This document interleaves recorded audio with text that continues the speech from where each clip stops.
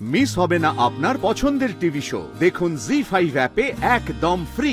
ছোটবেলা থেকে এটা উদযাপন করি তো এটার মধ্যে একটা আলাদা ইমোশন আমাদের। সেই শাড়ি পরার ধরন তিনি কিন্তু প্রথম চালু করেছিলেন। সমাজ যে কবে সুস্থ হবে তিনি বুঝতে পারি না। বিশ্বকবি রবীন্দ্রনাথ ঠাকুর শুধু এক নাম নয়, এক বিস্ময় চিরন্তন সত্য, যার সৃষ্টিতে হাসি কাঁদি, প্রেম আসে প্রেম যায়। তিনি ছিলেন সময়ের থেকে অনেক এগিয়ে, তার প্রতিটি লাইন যেন জীবনের আয়না। তিনি শিখিয়েছেন, যদি তোর ডাক শুনে কেউ না আসে তবে একলা চলো রে। সবাইকে রবীন্দ্র জয়ন্তীর শুভেচ্ছা জানিয়ে শুরু করছি আমি আমাদের আজকের পর্ব। দেবীজি শিক্ষিকা, বাংলার শিক্ষিকা, কত বছর হয়ে গেল? 2009 থেকে আছি কলেজে, 14 বছর তো হলোই। একদম অনেকগুলো বছর কেটে গেল। এত বছর রবীন্দ্রনাথ ঠাকুরকে নিয়ে আপনি চর্চা করছে, কি উপলব্ধি হলো? অ্যাকচুয়ালি আমার বিয়ে হয়ে যায় 17 বছর বয়সে, মাধ্যমিক পাশ করে। তারপর আমার এই এমফিল, পিএইচডি, নেট পাশ করা, কলেজে জয়েন করা, ছেলে মেয়ে বাচ্চাদের বড় করতে করতে, সংসার করতে করতে রবীন্দ্রনাথ প্রথম থেকেই মিশেছিলেন। অ্যাকচুয়ালি আমার দিদা খুব ছোটবেলা থেকে শিশু ভোলানাথের কবিতাগুলো পাঠ করতো। অনুভূতিটা ছিল, কিন্তু উপলব্ধিটা ধীরে ধীরে হয়েছে। জীবনের পরিক্রমায় রবীন্দ্রনাথ সর্বত্র আছেন। রবীন্দ্রনাথ কোথায় নেই? বিরহে আছে, শোকে আছে, আনন্দে আছে, জীবনের সর্বত্র সমস্ত অনুভবে তিনি আছেন। মনে হয় রবীন্দ্রনাথের কথা দিয়ে রবীন্দ্রনাথকে বলতে পারি, সীমার মাঝে অসীম তুমি, বাজাও আপন সুর, আমার মাঝে তোমার প্রকাশ, তাই এত মধুর। বাহ! রবীন্দ্রনাথের বাড়ির মেয়েদের উপর আমার কাজ। ঠাকুর বাড়ির নারীদের সাহিত্যকৃতি, জীবন জগতের বিনির্মাণ। আচ্ছা, আমার মনে হলো যে রবীন্দ্রনাথ যে বাড়ি থেকে এসেছেন, যেখানে একটা সাহিত্যিক পরিমণ্ডল ছিল, সেখানকার বাড়ির মেয়েরা কিরকম ছিল। যেমন রবীন্দ্রনাথের দিদি স্বর্ণকুমারী দেবী, তিনি একদম কিংবদন্তি বলা যায়। তখনকার দিনে তিনি নাটক লিখছেন, উপন্যাস লিখছেন, প্রবন্ধ লিখছেন, পরিচালনা করছেন, কবিতা লিখছেন, মানে কি না করছেন।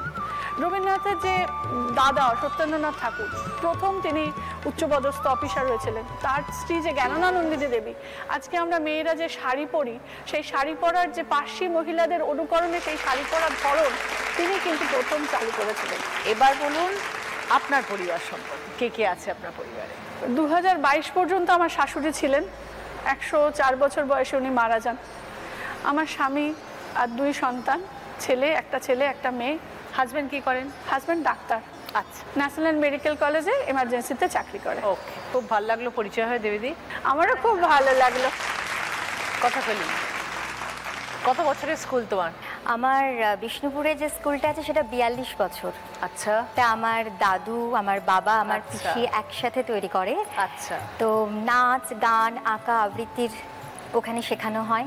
এখন আমি এবং আমার বোন একসাথে সেই স্কুলটাকে চালিয়ে নিয়ে তুমি যাচ্ছি। বিষ্ণুপুরেই থাকো? আমার বিষ্ণুপুরেই আমার বড় হওয়া।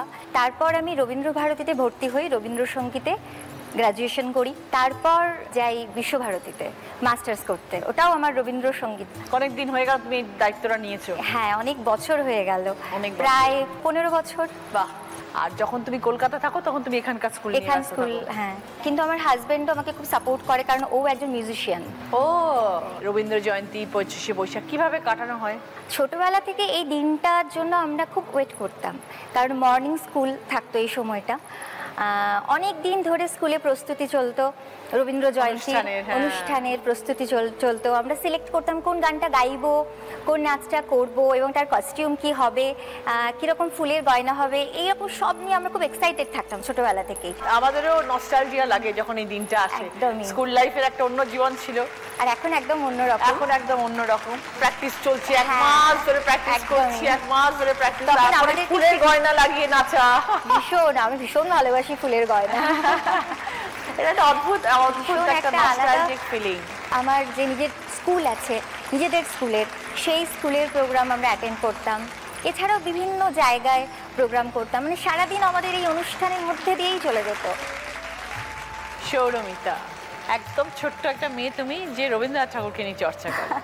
কিভাবে এই ভালোবাসা তৈরি হলো সৌরমিতা? ছোট্টবেলা থেকে, সেই 2.5 বছর থেকে আমি নাচ শিখি। আমার মায়ের খুব স্বপ্ন ছিল আমাকে নাচ শেখাবে, গান শেখাবে। সেই ছোট্টবেলা থেকে নাচের প্রতি ভালোবাসা, তারপর আস্তে আস্তে বড় হয়ে ওঠা আমার পুরোটাই ত্রিপুরায়। আমি ওখানেই মাধ্যমিক দিই। তারপর দিদি এখানে জি বাংলায় যেরকম ডান্স বাংলা ডান্স হয়, আমাদের ত্রিপুরাতেও এরকম একটা রিয়েলিটি শো হতো। আচ্ছা, সেখানে আমি ফার্স্ট রানার আপ হই এবং সেখান থেকেই আমার এখানে আসা এবং তারপর আমি শান্তিনিকেতনে শিফট করে যাই। আচ্ছা, তারপর ওখানেই 3 বছর থাকা, ওখানেই আমার বেড়ে ওঠা, পুরো গ্র্যাজুয়েশন কমপ্লিট করা, রবীন্দ্রনাথের প্রতি সেই ভালোবাসাটা আরও জেগে ওঠা। বিশ্বভারতী মানে রবীন্দ্রনাথ অন্য রকম ভাবে সেলিব্রেশন একদম সেই উপাসনা। আজকের দিনটা কি হয় ওখানে? সকালবেলা তো সেই 7টায় আমরা 7টার মধ্যে সবাই সাদা শাড়ি পরে সেই উপাসনা গৃহে আমরা চলে যাই, সেখানে গান হয়, সবাই মিলে নাচ গান আনন্দ ওই যা হয় আর কি। ওখানে আসলে অ্যাম্বিয়েন্সটা সম্পূর্ণ আলাদা, অন্যরকম, একদমই অন্যরকম। আজকে তো জোড়াসাঁকোতে আমাদের সেই সকাল থেকে প্রোগ্রাম শুরু হয়, তারপর সকালে আমাদের প্রফেসরদের প্রোগ্রাম হয়, তারপর রাতে আমাদের স্টুডেন্টদের সব প্রোগ্রাম পারফরম্যান্স থাকে। একদম একদম সব পারফরম্যান্স হয়। প্ল্যান করে 1 মাস আগে থেকে সেই রিহার্সাল করা, সেই একটা গমগম মজা, একদম একদম একটা গমগম ব্যাপার, সেই ওইভাবেই হয় আমাদের আর কি। সব বয়সের মানুষের কাছে রবীন্দ্রনাথ ঠাকুর একই রকম। একদম একদম আমাদের ছোটবেলা যেরকম ছিল তোমাদেরও সেরকম, এর পরের প্রজন্মও দেখবে সেরকম ভাবেই চলবে। সে ছোট্টবেলা থেকে এটা উদযাপন করি তো এটার মধ্যে একটা আলাদা ইমোশন আমাদের। এমনি পরিবারে কে কে আছেন সৌরমিতা? আমার পরিবারে বাবা মা দাদা বৌদি, এখন নতুন বিয়ে করিয়েছে দাদাকে, বৌদিও আছে একটা মিষ্টি। দেবলীনা, রবীন্দ্র নৃত্য নিয়ে পড়াশোনা? হ্যাঁ হ্যাঁ, আর 5টা বাঙালি বাড়িতে যেরকম ছোটদের নাচ গান শেখানো হয়, সেরকম আমারও নাচ শেখা, ছোট থেকেই নাচ শেখা। কিন্তু নাচটা নিয়ে যে পড়াশোনা করব, এটা কখনো বাড়ির লোক ভাবতে পারেনি। নাচ নিয়ে পড়াশোনা করে কি হতে পারে। তো আমি আমার এইচএসের পরে যেরকম সমস্ত কলেজে অ্যাপ্লাই করে, সেরকমভাবে আমি বিশ্বভারতীতে অ্যাপ্লাই করেছি। তারপর আমাকে এন্ট্রান্স দিতে যেতে হবে, কিন্তু বাড়ি থেকে কেউ নিয়ে যাবে না। মানে আমি তো না জানিয়েই করেছিলাম সেটা, তো বাড়ি থেকে কেউ নিয়ে গেল না, আর হলো না। তারপর আমাকে নিয়ে গিয়ে ভর্তি করানো হলো ভিক্টোরিয়া ইনস্টিটিউশনে অ্যাকাউন্টেন্সি অনার্স। এইবার সম্পূর্ণ একটা অন্য জায়গায়। হ্যাঁ, আমি আমার গ্র্যাজুয়েশনের পরে আমি মাস্টার্সের জন্য অ্যাপ্লাই করলাম, হয়ে গেল। যতক্ষণ না আমার সিলেকশন হয়েছে, মানে ফাইনাল লিস্ট বেরিয়েছে, আমার বাড়িতে কেউ জানতো না। মানে আমি যখন বাড়িতে বললাম যে আমি রবীন্দ্রভারতীতে অ্যাপ্লাই করে আমি এন্ট্রান্স দিয়ে পরীক্ষা দিয়ে আমার হয়ে গেছে, আমার মা তো অবাক।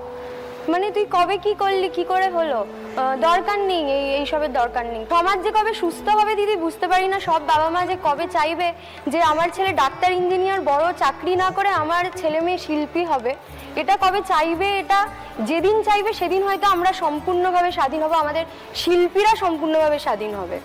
বাড়ির অমতে গিয়ে পড়াশোনা, তারপরে রবীন্দ্রনাথের জন্যই এখন আমার রুটি রুজি, আমার চাকরি, আমার নাচের স্কুল নিজের, আমি একটা স্কুলের ডান্স টিচার খুব করছি। এখন মা বাবা বুঝতে পারছে যে না, নাচ করেও তো অনেক কিছু করা যায়। এখন বাবা মা অনেকটা বুঝেছেন এবং অনেকটা ফ্রি হয়েছে। একদম একদম একদম, খুব ভালো, খুব ভালো। তোমরা কত ইয়াং, আর তোমরা রবীন্দ্রনাথ ঠাকুরকে নিয়ে এগিয়ে যেতে চাইছো। তোমরাই হচ্ছে পথপ্রদর্শক, পরের প্রজন্মের পথপ্রদর্শক তোমরা। খুব ভালো, ভেরি গুড। আজকের এই শুভ দিনে আপনাদের সবাইকে শুভেচ্ছা, অনেক অনেক অভিনন্দন। ভালো থাকবেন সবাই। জি5 ডাউনলোড করুন আর সব এপিসোড দেখুন একদম ফ্রি।